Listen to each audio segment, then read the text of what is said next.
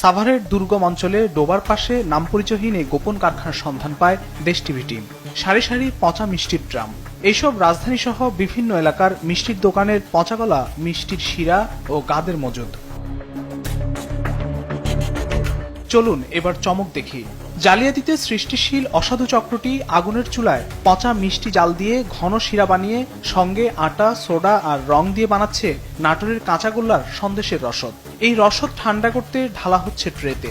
ঠান্ডা হওয়ার পর দেখুন পায়ের নিচে ফেলে কর্মীর নিদারুণ কাটাকাটি। পচা মিষ্টি এটাতে কি করেন? এই সন্দেশ বানানো হয়। এটা নোংরা না? নোংরা তো এটা তো ঠিক হচ্ছে এটা? এটা না ঠিক না তো এটা আপনাকে কাজ এটা ঠিক না তো এটা ঠিক না তো বানানি এটা আমরা কাজ করতে হয় এটা।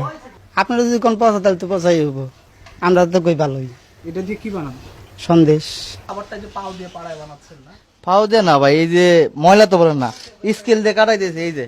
এরপর শুকিয়ে শক্ত করে প্যাকেটজাতের পালা। প্যাকেটজাত হলেই হয়ে গেল চকচকে মুখরোচক নাটোরের কাঁচাগোল্লার সন্দেশ।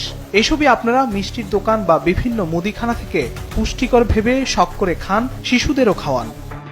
মিষ্টির পচা গাদ ও শিরার সঙ্গে সোডা ও আটা মিশিয়ে জাল দিয়ে এভাবেই তৈরি করা হচ্ছে আপনার মুখরোচক প্রিয় সন্দেশ।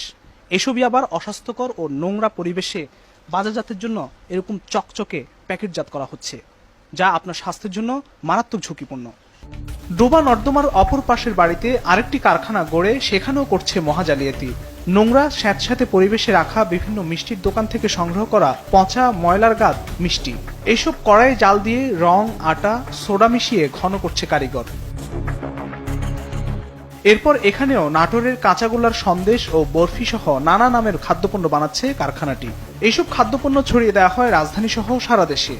মিষ্টির গাদাই না আমরা রিপাইং করি না, মানে সুজি আটা দিয়া আমরা তৈরি করি, সাথে খাওয়াই না ছোটা দেই।